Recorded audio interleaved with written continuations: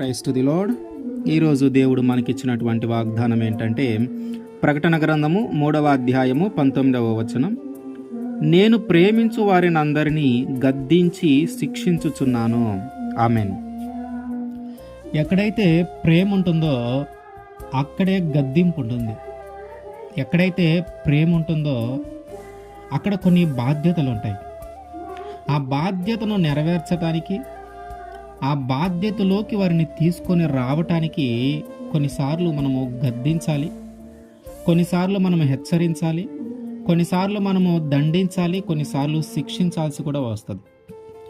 కారణం ఒకటే, వారికి మన మీద ప్రేమ ఉంది కనుక ఆ ప్రేమను బట్టి వారు పాడవకుండా హెచ్చరిస్తూ ఉన్న చక్కని మార్గంలో నడవాలి అని ఆ బాధ్యత తండ్రి మీద ఉంది.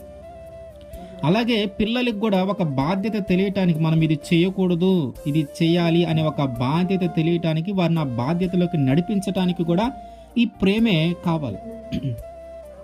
పిల్లవాళ్ళు ఎవరైనా ఒకళ్ళు తప్పు చేసినప్పుడు వెంటనే తండ్రి శిక్షిస్తాడు, లేదంటే గద్దిస్తాడు, హెచ్చరిస్తాడు, వినకపోతే అప్పుడు శిక్షిస్తాడు. అంత మాత్రాన తండ్రికి ప్రేమ లేనట్టు కాదు. ఆ ప్రేమ ఉంది కనుకనే తండ్రి శిక్షించటానికైనా వెనకాడల. ఆ కుమారుని మీద తండ్రికి ప్రేమ ఉంది కనుక, తండ్రికి ఒక బాధ్యత ఉంది కనుక, ఆ బాధ్యతను నెరవేర్చడానికి కొడుకుని హెచ్చరించటము, గద్దించటము, శిక్షించటం చేస్తూ ఉన్నాడు. ఎందుకంటే తనను ప్రేమిస్తూ ఉన్నాడు కనుక.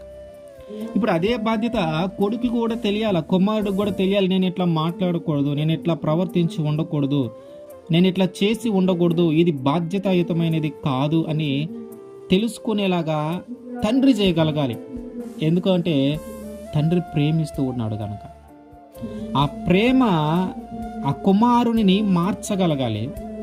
ఆ ప్రేమ తన కుమారుని శిక్షించైనా సరే సరైన మార్గంలోకి నడిపించగలగాలి. తప్పు చేస్తే మనకెందుకులే, ఎక్కడ తిరిగితే మనకెందుకులే, ఏం చేస్తే మనకెందుకులే అనుకుంటే వీరి మధ్య ప్రేమ లేనట్టే. ప్రేమ లేని వ్యక్తులు మనల్ని పట్టించుకోరు. ప్రేమ లేని వ్యక్తులు మనం ఏం చేస్తున్నా చూస్తూ ఊరుకుంటారు. ప్రేమ ఉన్న వ్యక్తులైతే ఖచ్చితంగా మనల్ని ఒక దెబ్బ కొట్టైనా మారుస్తారు. కొడుతూ ఉన్నారు, తిడుతూ ఉన్నారు, నేనంటే ఇష్టం లేదు అని అనిపిస్తూ ఉంటుంది పిల్లలకి. కానీ ఎంతో ఇష్టము, ఎంతో ప్రేమ ఉంది కనుక సరైన మార్గంలో నడిపించటానికి తల్లిదండ్రులు పిల్లల్ని శిక్షిస్తూ ఉంటారు. దేవుడు అంటున్నాడు, యేసుక్రీస్తు వారు అంటున్నారు, ఇదిగో నేను కూడా మిమ్మల్ని ప్రేమిస్తూ ఉన్నాను కనుక కొన్నిసార్లు నేను కూడా మిమ్మల్ని శిక్షిస్తూ ఉన్నాను. నేను కూడా మిమ్మల్ని ప్రేమిస్తూ ఉన్నాను కనుక కొన్నిసార్లు మిమ్మల్ని గద్దిస్తూ ఉన్నా. నేను కూడా మిమ్మల్ని ప్రేమిస్తూ ఉన్నాను కనుక కొన్నిసార్లు మిమ్మల్ని హెచ్చరిస్తూ ఉన్నా.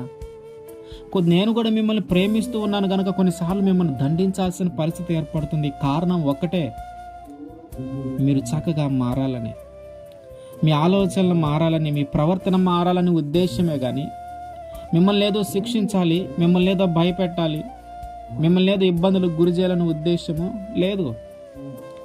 దేవుడి మాట సూటిగానే ఉంది. ఏంటంటే మీరు నా పిల్లలు, మీరంటే నాకు చాలా ఇష్టము కనుక కొన్నిసార్లు మీరు మార్గము తప్పినప్పుడు గద్దించి, శిక్షించి మళ్ళీ మార్గంలోకి తీసుకురావాలనే ప్రయత్నం చేస్తూ ఉన్నాను. ఎందుకంటే మీరు నాకు చాలా ఇష్టమైన వ్యక్తులు, మీరు తప్పిపోవటం నాకు ఇష్టం లేదు కనుక. మనం అనుకుంటున్నాం, ఏంటి ఈ బాధ, ఏంటి ఈ కష్టము, ఏంటి ఈ రోగము, ఎంతకాలము ఈ బాధలు, దేవుడు ఎందుకు నన్నే శిక్షిస్తూ ఉన్నాడు, దేవుడు ఎందుకు నాకే ఇన్ని ఇబ్బందులు కలుగు చేస్తున్నాడు అని మనం అనుకుంటూ ఉన్నాం. దేవుడికి ప్రేమ లేదేమో మనమంటే, దేవుడికి ఇష్టం లేదేమో మనమంటే అని మనం అనుకుంటూ ఉన్నాం.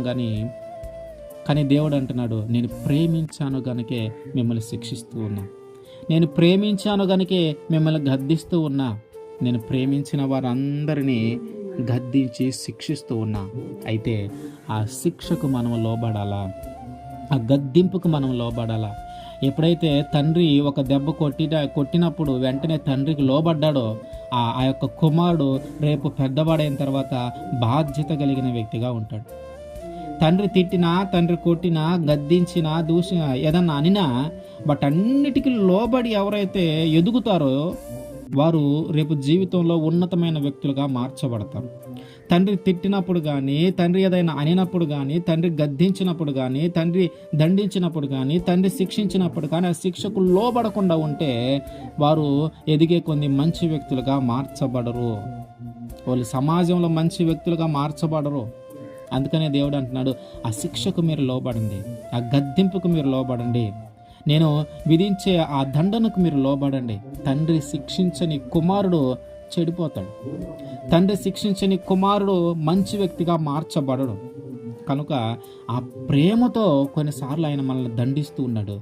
ఆ ప్రేమతో కొన్నిసార్లు ఆయన మనల్ని గద్దిస్తూ ఉన్నాడు. ఆ ప్రేమతో కొన్నిసార్లు మనం శిక్షిస్తూ ఉన్నాడు. కనుక ఆయన మాటకు మనం లోబడదాం, ఆయన గద్దింపుకు మనం లోబడదాం, ఆయన శిక్షకు మనం లోబడితే మనల్ని మంచి వ్యక్తులుగా తీర్చిదిద్దుతాడు మన దేవుడైనటువంటి యేసుక్రీస్తు వారు. కారణం ఒక్కటే, ఆయన మనల్ని ప్రేమిస్తూ ఉన్నాడు.